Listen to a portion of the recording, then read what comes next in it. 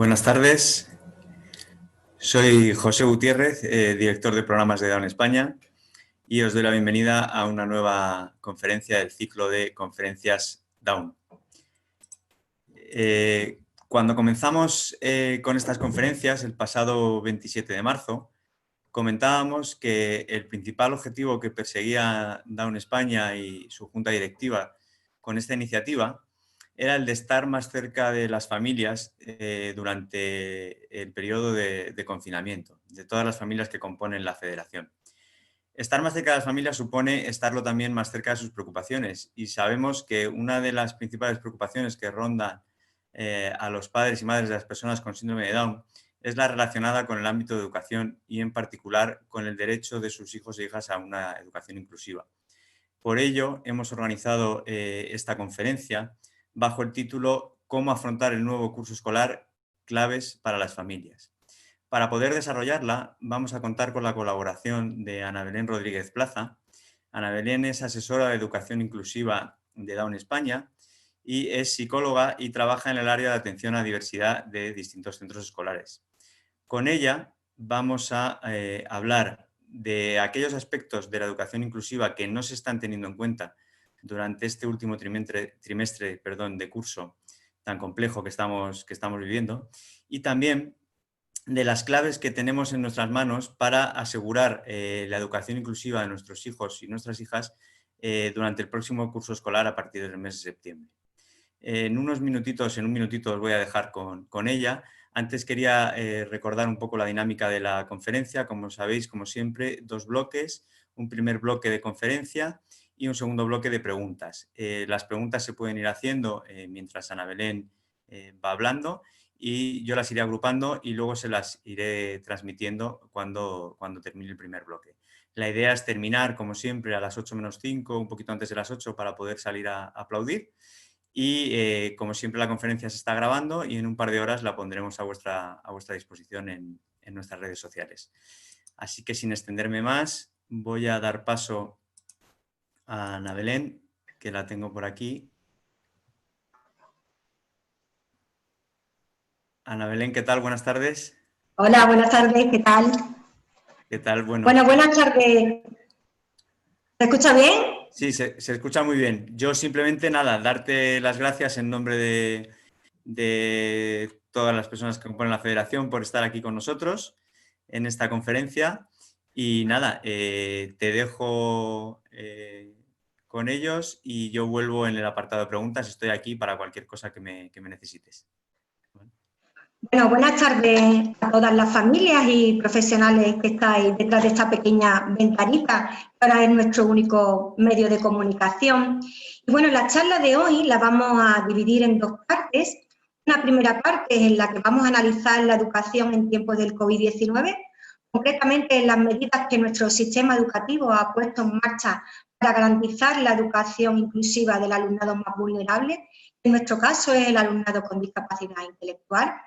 Y una segunda parte en la que vamos a proporcionar una serie de claves de cara al nuevo curso, con el fin de que las familias pues tengáis herramientas y estrategias para asegurar esa educación en igualdad de oportunidades de vuestros hijos. Y es que con la llegada del COVID-19 a nuestra educación, de repente nuestro sistema educativo se ha visto obligado a transformar las aulas presenciales en aulas virtuales, donde los docentes, el alumnado y también las familias hemos tenido que adaptarnos de una forma muy rápida y precipitada a esta nueva manera de enseñanza, donde aspectos emocionales del aprendizaje, como la mirada, el contacto, la compañía, la interacción, han quedado relegados a un segundo plano, y ahora tenemos como única vía de comunicación pues la vía digital. Todos somos conscientes que bueno, el caos educativo en el que estábamos inmersos necesitaba de una respuesta pues rápida para dar una solución a ese yo aprendo en casa, y reconociendo y valorando el gran esfuerzo que los docentes están realizando, que muchas veces lo están haciendo sin los recursos, sin la formación y sin los medios adecuados. Yo creo que sí es el momento de plantearnos ahora si las medidas que tenemos pueden dar respuesta a la diversidad, si podemos atender a las necesidades individuales de nuestros alumnos y lo que es más importante, si estamos garantizando la educación inclusiva. Y es que todos sabemos que el alumnado con necesidades educativas especiales es un alumnado que necesita de unos apoyos para eliminar esas discrepancias entre sus habilidades y la exigencia de este aprendizaje a distancia. Y la situación ahora en la que se encuentran es que están haciendo frente a su aprendizaje solos, sin ayuda, sin apoyo, sin una guía de qué hacer y cómo hacer. Y lo que están asumiendo ahora este gran reto son las familias. Por otro lado, tenemos solamente las aulas virtuales como medios de enseñanza y los formatos que estamos empleando no son formatos accesibles para todo el alumnado. Estamos simplemente reproduciendo el modelo que teníamos en las aulas presenciales, ahora en las aulas virtuales, donde nuevamente dejamos fuera al alumnado con discapacidad intelectual. Yo creo que como docentes todos tenemos que hacer una reflexión, ya que el alumnado con discapacidad intelectual es el que mayor brecha digital económica tiene, a la que debemos añadirle la brecha cognitiva y de accesibilidad. Por lo tanto, con las medidas que estamos tomando, no podemos asegurar que estamos dando una educación en igualdad de oportunidades a todos los alumnos. Por otra parte, nos hemos centrado en poner muchos recursos para dar solución a ese aprendizaje a distancia, pero se nos ha olvidado la parte más importante del aprendizaje, la emocional. Y es que no podemos subestimar el impacto psicológico que esta situación va a tener y tiene en nuestros alumnos, ya que el confinamiento en sí mismo no ha supuesto la aparición de una nueva metodología o el uso de las tecnologías, sino que el confinamiento lo que ha supuesto una ruptura de vínculos, de asistencia, de ayuda, de interacción social, de comunicación. Y ahora es el momento más que nunca de garantizar la educación inclusiva. Estamos en una situación muy problemática que tenemos que asumirla como un reto, que los docentes lo que tendríamos que ofrecer sería una carta de actividades basadas en el diseño universal de aprendizaje, con formatos accesibles para todos, donde ahora es el momento de consolidar aprendizaje y no de avanzar, es el momento de aprendizajes funcionales y también se nos está olvidando, es el momento de trabajar las competencias emocionales. Es que estamos en un escenario muy complejo, donde tenemos muchísimas incertidumbres, muchísimos interrogantes, y la única certeza que aparentemente tenemos es que los alumnos van a pasar de forma generalizada al curso siguiente, salvo excepciones, y yo la pregunta que me hago es si la excepción será el alumnado con discapacidad intelectual.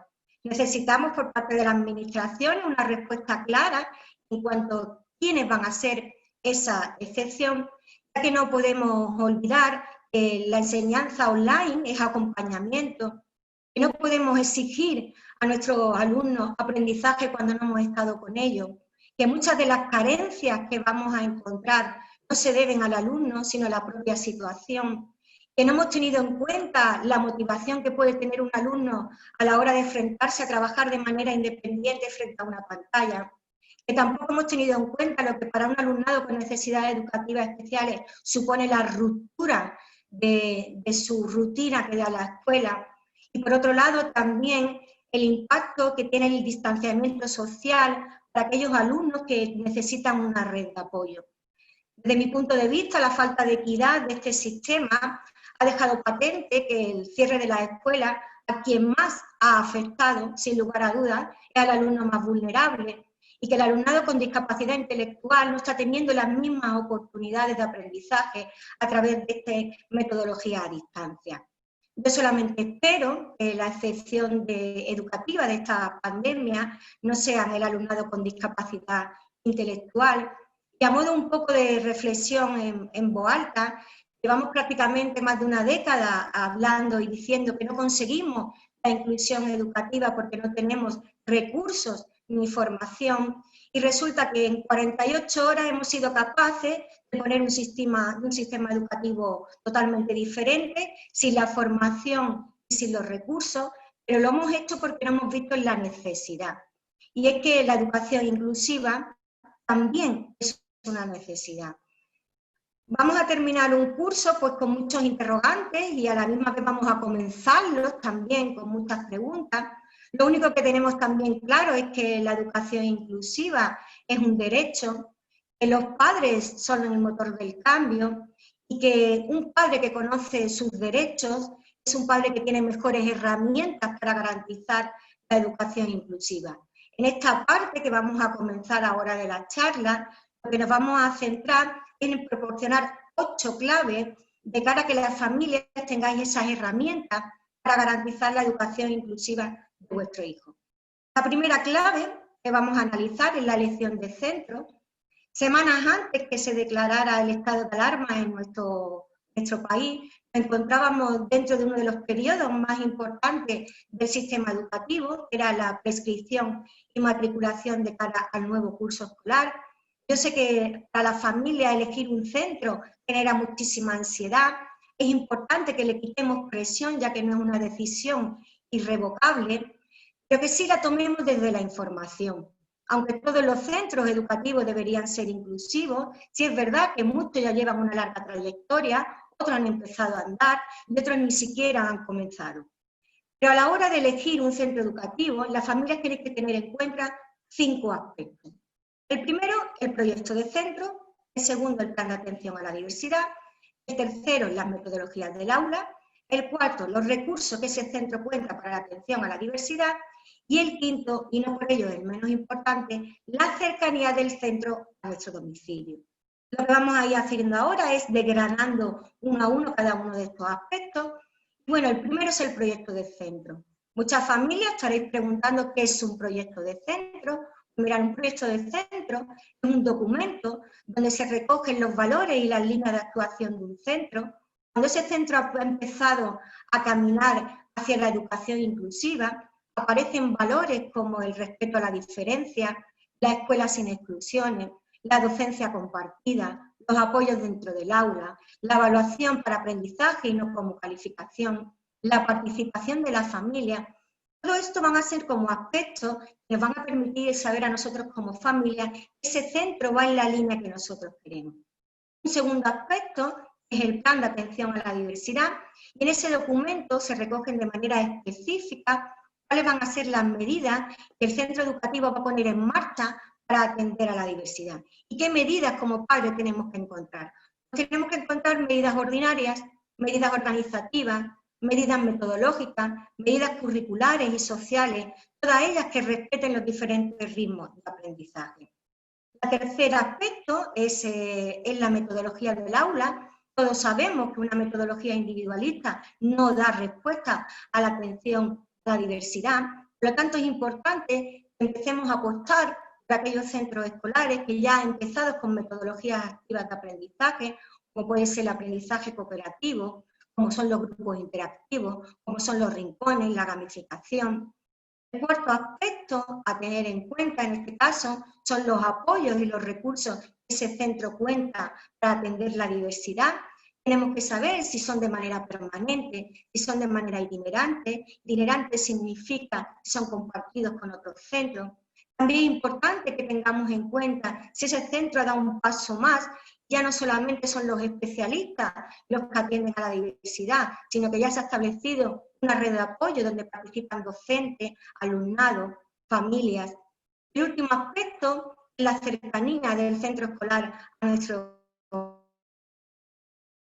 domicilio. Y ahí es muy importante a la hora de establecer vuestros hijos relaciones sociales con su comunidad, que elijáis un centro cercano a casa, le posibilita a vuestros hijos establecer relaciones con sus vecinos, con sus amigos, con sus compañeros. Los padres ahora me estaréis preguntando, ¿dónde se recoge toda esa información? Mirad, tenemos diferentes vías a la hora de recabar toda esta información. La primera vía que tenemos es a través de la web de los centros escolares, ya que en esa web aparece publicado tanto el proyecto de centro como el plan de atención a la diversidad, ya que son documentos públicos a los que tenemos acceso en la familia.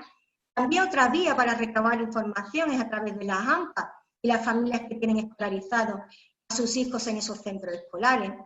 Tenemos otras 2 vías, que es las jornadas de puertas abiertas y las entrevistas con el equipo directivo. Estas 2 vías, por la situación de confinamiento en que nos encontramos, no son viables, Pero yo sí animaría a los padres que ahora mismo se encuentran en la decisión de matricular a su hijo en un centro y no tienen clara cuál va a ser su elección, que puedan intentar realizar una entrevista, aunque sea de forma virtual, con el director del centro elegido, para que de esta manera puedan tener de primera mano toda esa información que antes hemos detallado. Los padres no podemos olvidar que aunque participamos en la elección de centro, puede ocurrir que haya mayor demanda de ofertas por parte del centro, lo que es importante que siempre tengamos alternativas a ese centro preferente que nosotros queremos. La segunda clave que vamos a analizar es la prescripción y la matriculación. Todos sabéis que es una solicitud imprescindible para escolarizar a vuestro hijo, que tiene unos periodos concretos en el tiempo y que cada comunidad tiene fijado su propio calendario. Esa información podéis tenerla a través del portal educativo de la Consejería de Educación de vuestra comunidad. Y la prescripción es un procedimiento muy sencillo, simplemente tenéis que cumplimentarlo, entregarlo en el centro que queréis escolarizar a vuestro hijo. En esa cumplimentación tendréis que poner por orden de preferencia los centros donde queréis escolarizarlo, y una vez que lo entreguéis, es muy importante que nos quedemos con una copia del mismo. Una vez que lo entregamos, va a ocurrir un procedimiento en el que primero saldrá unas listas provisionales, después tendremos un tiempo de reclamación y por último saldrán las listas definitivas con la lista de espera. Estas serían como las dos claves que tenemos en relación a lo que es el procedimiento de escolarización. La tercera clave que vamos a analizar es la participación de las familias en la evaluación psicopedagógica. Muchos estaréis preguntando qué es una evaluación psicopedagógica. Una evaluación psicopedagógica es un procedimiento, es un recurso que nuestro sistema educativo ha puesto en marcha para dar respuesta a la diversidad. Esa evaluación psicopedagógica va a ocurrir en diferentes momentos del periodo de escolarización de nuestros hijos. El primero será cuando por primera vez escolarizamos a nuestro hijo en el segundo ciclo de educación infantil. También se realizará una evaluación psicopedagógica antes de un dictamen de escolarización, también con anterioridad a una adaptación curricular significativa. Cuando nuestro hijo sea propuesto para un programa específico de atención a la diversidad, como puede ser un programa de mejora del aprendizaje o un programa de transición a la vida adulta. Y por último, también ocurrirá en cualquier momento de la escolarización que haya cambios significativos en el alumno. ¿Y quién me va a informar a mí de que me van a hacer a mi hijo una evaluación psicopedagógica? Pues la persona que os va a informar sobre la evaluación psicopedagógica será el orientador. El orientador tendrá una entrevista con vosotros en la que os informará sobre el inicio de esa evaluación y además solicitará vuestra participación. Aquí la participación de la familia tiene que ser muy activa. No puede ser una participación simplemente de entregar copias de informes médicos o informes educativos. Yo como recomendación le diría a las familias que elaboraran un documento escrito donde se refleje las capacidades de vuestro hijo, sus puntos fuertes, sus fortalezas, sus intereses, sus motivaciones, lo que le gusta, lo que ha conseguido, lo que ha funcionado, de cara a que ese documento quede guardado también en el expediente de vuestro hijo y también forme parte de la evaluación psicopedagógica. También en ese inicio de la evaluación psicopedagógica podéis solicitar la participación de los técnicos de las asociaciones en las que vuestros hijos participan en los servicios. Muchos padres estaréis preguntando si me puedo negar a que me hagan una evaluación psicopedagógica. Y como hemos dicho al principio, la evaluación psicopedagógica es un recurso para atender a esa diversidad, por lo que no podemos negarnos a que la realicen, pero sí podemos reclamarla. ¿Y en qué aspectos vamos a poder reclamar esa evaluación psicopedagógica? Uno, puede ser que el modelo en que se desarrolle no sea el establecido por ley. Otro puede ser que no se nos haya informado del inicio de esa evaluación psicopedagógica, que no se nos haya pedido autorización para pasarle las pruebas psicométricas que a lo largo de esa evaluación psicopedagógica se hacen, y también que no se hayan realizado esas acomodaciones o ajustes razonables a esas pruebas que se les pasan a los alumnos, ya que están establecidas para la población en general y no tienen en cuenta al alumnado con discapacidad intelectual. No podemos olvidar en ningún momento, cuando nos informen de la evaluación psicopedagógica, de solicitar una copia de este documento, ya que este va a ser la base del dictamen de escolarización. Y ya que hablamos de dictamen de escolarización, entramos en la cuarta clave, que la cuarta clave hace referencia al dictamen de escolarización.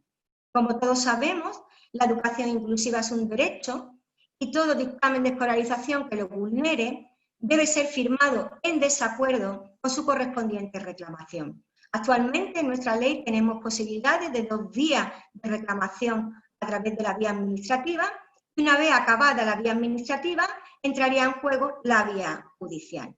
¿Y quién me va a informar a mí del dictamen de escolarización? Pues igual que ocurría en la evaluación psicopedagógica, la persona que nos va a informar de ese dictamen de escolarización es el orientador, el cual tendrá una entrevista con nosotros, procederá a la lectura del mismo, le podremos efectuar todas las dudas y cuestiones que queramos, necesitemos que nos resuelva, y una vez que ya se ha procedido a esa lectura, tendréis que firmar en acuerdo o en desacuerdo. Y al igual que ocurría en la evaluación psicopedagógica, aquí es muy importante también solicitar a la dirección del centro por escrito una copia del dictamen de escolarización, ya que va a ser la herramienta que vamos a poder tener para efectuar todas las reclamaciones que necesitemos. En relación ya a la quinta clave, hace referencia a los apoyos, es que como todos sabemos, el alumnado con necesidades educativas especiales es un alumnado que necesita de unos apoyos para eliminar esas discrepancias entre sus habilidades y la exigencia del contexto educativo. Y aquí es muy importante que las familias conozcáis cuáles son los recursos y los apoyos que han puesto para vuestro hijo. Y eso lo vais a poder encontrar en el dictamen de escolarización. Nuestro sistema educativo tiene establecido diferentes aspectos y ayudas que diferencian entre lo que son las medidas específicas y los recursos específicos. Las medidas específicas pueden ser educativas o asistenciales. Una medida educativa puede ser la adaptación curricular en todas sus modalidades de acceso, no significativa y significativa. También puede ser la permanencia extraordinaria o cualquier programa de atención a la diversidad. En cuanto a las medidas asistenciales, son todas aquellas que hacen referencia al desplazamiento, al transporte, a la alimentación, al autocuidado. En relación a los recursos específicos, tenemos los personales y los materiales. En los personales contamos a nivel profesional con el maestro de pedagogía terapéutica y con el maestro de audición y lenguaje, y como personal no docente contamos con los monitores. Es muy importante que los padres conozcáis cómo se va a organizar todos estos recursos. Ya no solamente en el número de horas que van a tener, sino en la modalidad. Si va a ser en pequeño grupo, si va a ser de forma individual, si va a ser dentro del aula, si va a ser fuera del aula. Si estamos apostando por la educación inclusiva, siempre tenemos que perseguir que los apoyos sean dentro del aula. La sexta clave hace referencia a la participación de la familia en la escuela y tenemos 2 vías. Tenemos una vía individual y una vía colectiva. La vía colectiva es a través de la AMPA y el Consejo Escolar.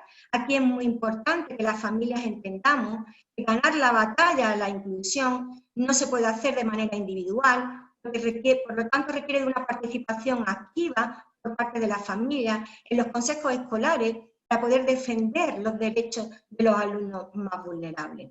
En cuanto a la participación individual, tenemos que tener en cuenta aquí que es la tutoría, y es importante que cambiemos un poco el chip de lo que supone una tutoría. Crear una tutoría es un espacio de ayuda mutua, es un espacio de entendimiento, es un espacio de puesta en común, no es un espacio para solamente la resolución de conflictos. Tenemos que tener en cuenta que la familia y la escuela se necesitan, y aunque tenemos roles distintos, sí a la misma vez complementarios, ya que los dos lo que perseguimos es la educación de vuestro hijo. En relación a la séptima clave, hace referencia a tener una relación positiva con el tutor de nuestro hijo. Es muy, muy importante establecer una relación positiva. ¿Y cómo establezco yo esa relación positiva con el tutor de mi hijo? La primera clave es la confianza. Tenemos que tener confianza en nuestros docentes. Tenemos que confiar en el buen hacer de ellos. Un segundo aspecto para mejorar esa relación es remar juntos. Para remar juntos, en esas tutorías que tengamos, lo importante es que le pongamos de manifiesto a nuestro tutor qué es lo que esperamos de él, qué es lo que queremos para nuestro hijo, qué esperamos del centro. De esa manera él podrá saber en qué dirección tiene que remar con vosotros. Otro aspecto muy importante es delimitar funciones. Una cosa son las funciones como padres y otra cosa son las funciones como docentes. Yo siempre digo que los padres solamente hay uno, y en cambio tutores tendremos muchísimos. Así que para generar un buen clima, tengamos claro cuáles son las funciones de cada uno. Y otro de los aspectos para tener una relación muy positiva con los tutores de nuestros hijos es tener siempre una comunicación asertiva y empática. Y haciendo un poco resumen de todas estas claves, aparece la octava clave. La octava clave es el no olvidar. ¿Y qué nunca debemos olvidar? Lo primero, que la educación inclusiva es un derecho. Lo segundo, que un padre que conoce sus derechos es un padre que tiene mejores herramientas para garantizar la educación inclusiva. La tercera es que los padres tenéis derecho a participar en el proceso educativo de vuestro hijo y a conocer todas las decisiones relacionadas con la promoción, con la evaluación, así como cualquier medida que se vaya a poner en funcionamiento para atender las necesidades de vuestro hijo. La cuarta sería que vosotros, como tutores legales de vuestro hijo, tenéis derecho al expediente educativo de vuestro hijo y que cualquier solicitud que vayáis a hacer, tenéis que hacerla siempre por escrito y solicitar la respuesta de la misma también por escrito. La última que no vamos nunca a olvidar es que todos los documentos que son relevantes relevantes del proceso educativo de nuestro hijo, tenemos que tener una copia. Y eso significa tener una copia de la evaluación psicopedagógica, del dictamen de escolarización, así como de las adaptaciones curriculares. A lo largo de toda mi exposición había escuchado una palabra clave, y esa palabra clave es inclusión. Y bueno, yo voy a definirla, no vamos a definirla teóricamente, y ya que en este confinamiento la actividad parece que estrella de todas las casas ha sido la cocina, lo voy a hacer a través de una paradoja de Pere Pujolat, en la que cuenta lo siguiente, y es que había un chef que había preparado una cena para unos amigos y 24 horas antes de la cena iba por la calle y se encontró con un amigo que hacía muchísimo tiempo que no lo veía y lo invitó a aquella cena. Cuando lo invita, pues resulta que él llega a casa y empieza a recordar que ese amigo tenía muchísimas alergias alimenticias. Entonces el amigo, el gran chef cocinero, dice, bueno, tengo tres opciones. La primera que podía haber hecho había sido llamar a su amigo y decirle que, bueno, había preparado la cena, que eran solamente 24 horas de antelación, y que entonces mejor lo dejaban para más adelante. Esto sería exclusión educativa. Otra de las opciones que podrían tener sería aquella de decir, bueno, pues que venga, pero le preparo unos platos diferentes, mientras que el resto de los comensales están disfrutando de esos platos tan mimosos que él ha hecho, mientras tanto su amigo estaba comiendo unos platos sencillos. Esto sería la integración. Y la última opción sería, en menos de 24 horas, hacer un menú para todos. Esto sería la inclusión. Y una vez, pues bueno, aclarado lo que es el concepto de inclusión, vamos a dar un poco paso a la familia, ya que no se puede hablar de inclusión sin la participación de la familia. Aquí estoy, Ana Belén, de nuevo. Bueno, muchísimas gracias por la presentación, como comentabas, por la conferencia. Creo que ha sido muy didáctica y muy bien estructurada. Yo creo que esas claves de las que hablas pueden ayudar mucho a las familias. Tenemos varias preguntas. Si quieres, te las voy haciendo y me imagino que irán surgiendo más conforme a tus respuestas. Tenemos pues media hora, o sea que se puede generar un buen debate. Me preguntan, ¿crees que el tema del confinamiento puede afectar a la repetición de nuestros hijos? Sí. El tema del confinamiento, en este caso, desde mi punto de vista, creo que no debería, la promoción debería ser para todos los alumnos, porque si ya está haciendo un aspecto difícil, como hemos dicho, a nivel psicológico, haber tenido ese distanciamiento social, de cara al nuevo curso sería muy complicado para nuestros alumnos empezar un nuevo curso con nuevas caras, nuevos compañeros, nuevos tutores. Yo creo que deberíamos tomar en cuenta ese aspecto.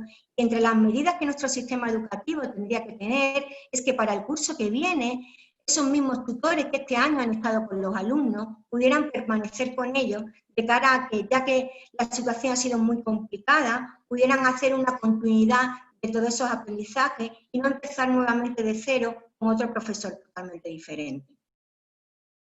De acuerdo. Relacionado también con el tema del confinamiento, nos comenta una madre que su hijo está perdiendo las rutinas y tiene dudas sobre cómo le puede ayudar a recuperarlas. Lo más importante es establecer un horario. Yo siempre digo, además, que es igual que teníamos una rutina en la escuela, es importante que la familia establezca una rutina de actividades. Ellos necesitan una rutina donde se establezca su horario de alimentación, su horario de actividades.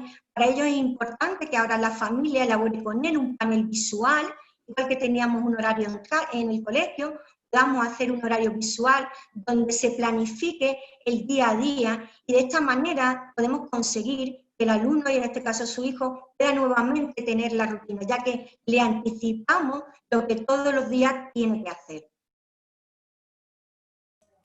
Relacionado con esto, Ana Belén, nos comenta otra madre que cómo puede hacer, hasta qué punto crees que es beneficioso mantener y cómo lo puede hacer mantener el vínculo con sus compañeros de clase, no solo con el centro escolar y los profesores, sino también con sus compañeros de aula.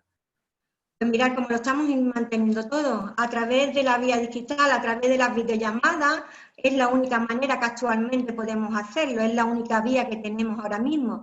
También es importante gestionar todo el tema de emociones y mirar una de las propuestas para que así quitemos un poco de presión y de angustias a nuestros chicos. Si tenemos la posibilidad de tener fotografías de los amigos de nuestros compañeros, en este caso de su hijo, yo pondría diferentes botes con las fotos de los compañeros para que él pudiera hacer desde un dibujo, una frase, cualquier expresión de emoción para ese compañero y pudiera también introducirlo en esos botes que representan a su amigo para que el día que se vean, pues bueno, se lo dé y pueda haber ese vínculo de afecto que no han podido tener durante este confinamiento. Y otra madre nos pregunta sobre el papel de los padres, pero ya para el curso que viene, ¿cómo pueden ayudar a que sus hijos, qué papel tienen que desarrollar ellos? Porque hablábamos del papel del centro, ¿qué papel tienen que desarrollar las familias para ayudar a la inclusión de su hijo en el aula, en el colegio, en el centro escolar? Hola, mirar, lo primero, como hemos dicho antes, es colaboración. Mirar, la participación de la familia, primero que forme parte del AMPA y del Consejo Escolar, esos serían los primeros requisitos, ¿vale? El primer requisito es que tenemos que ser un papel activo ahí, después establecer esa relación positiva que hemos comentado con el tutor de nuestro hijo, es muy importante establecer esa relación de colaboración. Nosotros como padres tenemos que ayudar a generalizar los aprendizajes de nuestro hijo que se dan en las escuelas, tenemos que ayudarlo a generalizarlo en el contexto del hogar. Entonces, es importante ahí que nosotros le pidamos al tutor en qué aspectos podemos ayudar a nuestro hijo. Además, yo quitaría un poco de carga curricular a la familia y mirar, en el caso de las personas con discapacidad intelectual hay un papel muy importante que no lo hacen los docentes, y es el tema de la autonomía y los aprendizajes funcionales. Aquí la familia juega un papel esencial que no lo hacen los docentes. Entonces, vamos un poco a esas funciones que antes hemos estado comentando, ¿no? Saber cuál es mi función y cuál es la función del docente. Yo voy a ayudar a ese docente a generalizar los aprendizajes, pero también voy a cubrir la parte de mi hijo que no cubre la escuela. Y esa parte es la que he comentado, de autonomía, de interacción social, de participación social. Ok, muchas gracias. Nos preguntan también, intento agruparlas para que vayan más o menos relacionadas y ir haciendo, porque luego hay algunas más técnicas.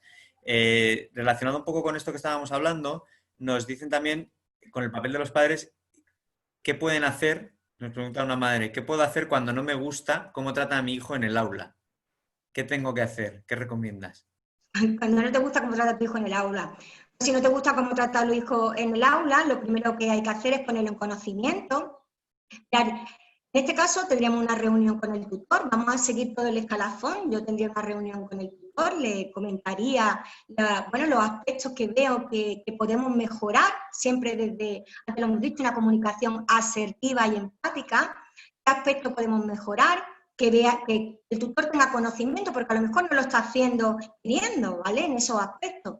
Entonces, una vez que se ha puesto en conocimiento, si no hay por parte del tutor un cambio de actitud, tendríamos que comunicarlo, en este caso al orientador, para que también él pudiera tener conocimiento de esta situación. Y una persona clave que hasta ahora no hemos hablado es el profesor de apoyo, que es el cotutor del niño. Ahí también tendríamos que informarle de esta situación. En el caso de que, dadas las situaciones, no haya cambio y se esté generando una situación muy conflictiva por parte del centro, la persona a la que tenemos que recurrir para poner en conocimiento de esta situación es la inspección educativa. Pero antes tenemos que haber hecho todos esos pasos. Habré hablado con el tutor, habré hablado con el PT, habré hablado con el orientador, habré hablado con la dirección del centro, y una vez que hemos agotado todos los cauces, tenemos la inspección educativa. Es muy importante para las familias, para generar un buen clima en un centro escolar, que sigamos todos los cauces establecidos, que no nos saltemos ningún paso ni ninguna figura.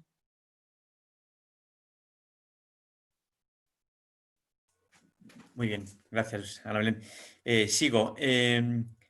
Me estaban comentando, ¿crees que es importante, al hilo de lo que comentabas, crees que es importante que la persona de apoyo esté dentro del aula? ¿Y qué tengo que hacer cuando está fuera? Ya, podemos solicitar que nuestra normativa establece que los apoyos sean dentro del aula. Lo único que pasa es que la ratio de alumnado con necesidad educativa que tienen los profesores en este caso no pueden atender a esa ratio individualizada, pero sí podríamos solicitar a través de un escrito que se valorara la opción de que se redujeran el número de horas de apoyo y que en vez a lo mejor de tener 5 horas de apoyo grupal, pudiéramos tener 2 de manera individual, renunciando a esas 3 de apoyo. De ese apoyo grupal. Yo siempre soy partidaria de que los apoyos tienen que estar dentro del aula y mirar, la inclusión no significa que tengamos a una persona al lado de nuestro hijo. Eso no es inclusión, ¿vale? Los apoyos tienen que estar dentro del aula para el aula, ¿vale? Es muy importante que todos los recursos estén para toda la diversidad está dentro del aula, ya que si no lo que estaríamos haciendo es totalmente lo contrario, estaríamos fomentando la dependencia del alumno cuando tenemos una persona solamente para nosotros. Lo más importante cuando uno entra dentro de un aula es que su figura permite también al docente aprender modelos de cómo se puede atender a la diversidad. Entonces los padres en este caso podrían hablar con su maestra, de este caso de pedagogía terapéutica, PT, y ver con ella, a través de ese diálogo asertivo, ver de qué manera podrían hacerlo para reducir ese número de horas y poder atender de manera individualizada a su hija dentro del aula. Muy bien. Y al hilo un poco de lo que hablábamos de apoyos y adaptaciones, nos preguntan también cuál es tu opinión sobre si las adaptaciones curriculares ayudan realmente a la inclusión de nuestros hijos y nuestras hijas. Vale. Si tenemos en cuenta lo que significa inclusión, inclusión significa presencia, aprendizaje y participación. Si yo quiero participar y participo con un currículum totalmente diferente, nunca voy a tener como nexo de unión nada con mis compañeros. Por lo tanto, la participación no la tendríamos, tendríamos la integración. Para mí las adaptaciones curriculares significativas creo que no son una opción que apuesta por la inclusión, sino que lo que tendríamos que plantearnos es la enseñanza multinivel. Podemos tener un mismo objetivo trabajado de manera distinta y esa enseñanza multinivel haría que no fuera necesario las adaptaciones curriculares significativas, ya que las adaptaciones curriculares significativas hoy por hoy, dentro de nuestro sistema, más que una ayuda, son una barrera, porque la mayoría de las veces, cuando un alumno tiene un determinado número de adaptaciones curriculares significativas, le imposibilita, por ejemplo, titular. Y resulta curioso que una de las medidas de atención a la diversidad luego se convierta en una medida excluyente del sistema educativo. Entonces, yo creo que teníamos que empezar a cambiar esa mirada, y esa mirada implica cambiar nuestras metodologías del aula. Utilizamos las adaptaciones curriculares porque utilizamos una metodología individualista. Si fuéramos capaces de dar ese salto a unas metodologías activas de aprendizaje cooperativo, de proyectos educativos, o sea, de proyectos de aprendizaje por proyectos, de rincones, veríamos que no es necesaria la adaptación curricular significativa. Muy bien, pues sigo con más, hay muchas, la verdad. Comenta una madre, posiblemente no vuelvan al cole en este curso y eso nos preocupa. ¿Cómo podemos, lo digo al hilo de que hablabas del aprendizaje por rincones, cómo podemos conservar el aprendizaje colaborativo e inclusivo e incluso el aprendizaje en grupo, si estamos en casa metidos? Si estamos en casa metidos. Mirad, antes lo he comentado durante la charla, que uno de los grandes problemas que estamos teniendo es que estamos convirtiendo las aulas presenciales, o sea, las aulas que teníamos presenciales, las estamos convirtiendo en aulas virtuales, y podríamos aprovechar esas aulas virtuales para que nuestros alumnos se conectaran entre ellos, proponiendo, por ejemplo, actividades como puede ser, por ejemplo, realizar o ver una película y que entre ellos pudieran, bueno, interactuar, verla si estamos en un tema de historia. Yo propondría, por ejemplo, pues bueno, que vieran una película concreta y que al día siguiente se abriera, igual que estamos nosotros haciéndolo, se abriera a través de las diferentes plataformas la posibilidad de que entre ellos interactuaran, ya que yo me he dado cuenta durante este confinamiento que nos estamos creyendo que mandar deberes es enseñanza, y eso no es enseñar. Entonces ahora lo que estamos haciendo es cargar a nuestros alumnos de deberes, y lo último que estamos haciendo es potenciar ese distanciamiento social que vemos que hay. Tenemos que eliminarlo porque, como antes hemos comentado, no somos conscientes del impacto psicológico que esto va a tener en nuestros alumnos, el no estar con sus compañeros, el no verlos. Entonces, yo potenciaría esas metodologías de interacción entre ellos, más que de poner una plataforma, mandar un vídeo que vean, o yo dar una clase expositiva de un contenido concreto, mientras que tengo los alumnos en casa y muchos de ellos incluso acostados en la cama con el ordenador, como pasa con muchos adolescentes. Entonces, tendría otro tipo de actividades que generaran mayor participación entre ellos. Se pueden hacer trabajos en grupo a través de estas plataformas. Podemos organizar en un momento concreto, igual que ahora, una quedada, que cada uno elabore un tema concreto y tengan continuamente puestas pues, sus videollamadas. Y al hilo de lo que comentabas, de estar o no estar con los compañeros, nos hacen algunas preguntas relacionadas con aquellos alumnos y alumnas que terminan este año el colegio y que van al instituto y ya no van a volver a su colegio. ¿Cómo harías para explicarles la situación y el cambio tan grande que van a experimentar? Claro. Efectivamente, el cambio tan grande. En esta situación que estamos, claro, hubiera sido mucho más fácil si no hubiéramos tenido el confinamiento, porque cuando se va a producir un cambio de centro, es importante que anticipemos a nuestros chicos en ese cambio de ubicación, incluso de lugar. Aunque el confinamiento esperemos que termine pronto, yo descargaría un poco de presión a esta madre que hace esta consulta, y cuando ya podamos un poco llegar más o menos en agosto, lo que tiene que hacer es ir con ese niño a ese centro nuevo para que se vaya familiarizando, vaya teniendo conocimiento del nuevo centro donde él va a ir. También que se ponga en contacto con compañeros, si van a ir con otros compañeros de su clase, para que lo llamen y le informen también. Y supongo que esta madre le habrá anticipado con tiempo de que ya cambiamos de centro escolar. Y otra cosa importante que quiero dejar un poco así claro, que nuestros chicos tienen mucha capacidad de adaptación y que muchas veces las que tenemos menos capacidad de adaptación somos los padres.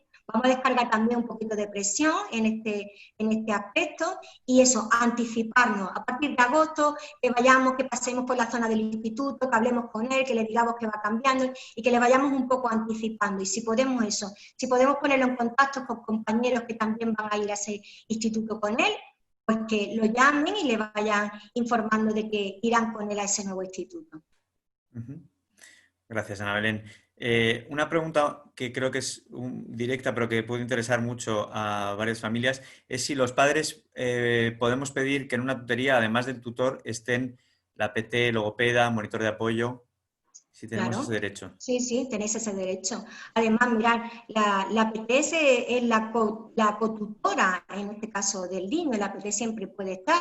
Es complicado muchas veces reunir a todo el equipo, pero si se hace con antelación y de la forma correcta, como antes hemos dicho, se hace una solicitud por escrito para que busquen ese hueco donde sea posible esa formación de ese equipo, de todos los docentes que forman parte del proceso educativo del niño. Pero sí se puede hacer y además se hace en muchos centros. Vale, de acuerdo. Me están preguntando también, nos están preguntando, bueno, te están preguntando a ti, lógicamente, ¿cómo podemos utilizar los apoyos de las asociaciones de síndrome de Down en este momento para favorecer la inclusión educativa? Bueno, como en muchas entidades que ya lo estamos haciendo, yo sé que ya forman parte de lo que es el funcionamiento de los centros escolares, lo más importante sería que las asociaciones fueran consideradas un recurso más para la atención a la diversidad. Andalucía y otras comunidades le han conseguido a través de un acuerdo de colaboración que nos permite a los profesionales y técnicos de las entidades entrar en los centros escolares con el fin de garantizar esa educación. Y entonces, bueno, pues yo lo que animaría a las asociaciones de las diferentes comunidades es a conseguir ese acuerdo de colaboración que permita que los técnicos de las asociaciones formen parte de ese equipo educativo de los centros escolares.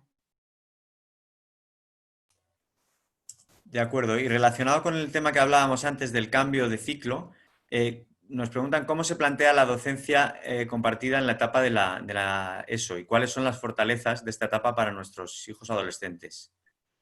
La fortaleza más importante que tenemos siempre va a ser las relaciones sociales. Mirad, nosotros necesitamos un contexto donde relacionarnos, donde aprender la madurez, donde aprender las normas sociales. Entonces, yo sé que la adolescencia es quizá una de las etapas más conflictivas, porque siempre lo hemos dicho, que si los adolescentes no se aceptan a sí mismos, es complicado que acepten la diferencia, pero para conseguir esa sociedad inclusiva es necesario que nuestros alumnos estén en secundaria, porque van a desarrollar destrezas y habilidades y van a adquirir madurez. En cuanto a la etapa de secundaria, la docencia compartida sería necesaria, ya que la diversidad dentro de ese aula es muy compleja, ya no solamente por necesidades educativas, sino por temas de fracaso escolar, por desmotivación, por repetidores. Entonces, la docencia compartida, para mí, desde mi punto de vista, es el elemento clave para conseguir la inclusión en este caso. Y una pregunta relacionada justo con la última palabra que comentabas. ¿Se pueden adquirir las competencias y objetivos clave sin las adaptaciones curriculares individuales significativas? ¿Competencias clave? Sí, claro que sí. Si nosotros cogiéramos la normativa, veremos que hay una serie de objetivos mínimos y esos objetivos mínimos podrían conseguirlo muchos de nuestros chicos. Y lo más importante es que los padres, en el tema de las adaptaciones curriculares significativas, vayamos revisando cada 2 años, porque cada 2 años se hace la revisión de la adaptación curricular significativa. Es importante que los padres vayamos revisando esas adaptaciones, van subiendo de objetivos y de contenidos y de competencias. Ya que lo que no puede ser que un alumno que empezó con una adaptación curricular de segundo ciclo, por ejemplo, de primaria, estemos en cuarto de eso y sigamos lo mismo. Entonces, algo está fallando en el sistema y probablemente no sea el alumno, sino sea siempre, como yo siempre digo, no vamos a echarle la culpa al alumno. Las dificultades de aprendizaje se deben muchas veces a la falta de metodologías que estamos aplicando para poder cubrir las necesidades. Entonces, el tema de las adaptaciones curriculares, muchos padres, la mayoría de ellos ni siquiera la tienen. Entonces es importante, cuando antes lo hemos comentado, es importante que los padres las tengan y que cada 2 años se sienten con el equipo docente para revisar de manera conjunta qué se ha conseguido, qué no se ha conseguido, cómo pueden ellos ayudarlos, en qué nivel nos encontramos. Entonces, ahí es muy importante la participación también por parte de las familias en el tema de las adaptaciones curriculares. Siguiendo el hilo de las adaptaciones curriculares, nos hacen una pregunta comentando, bueno, que hablas de las adaptaciones curriculares como algo que también puede ser una barrera a veces más que una ayuda para la inclusión, y planteas otras estrategias como la enseñanza multinivel. ¿Qué hacer cuando los niveles competenciales se distancian? Vamos a ver, te voy a poner, por ejemplo, una tabla periódica. Vamos a poner un ejemplo para que todos lo entendamos.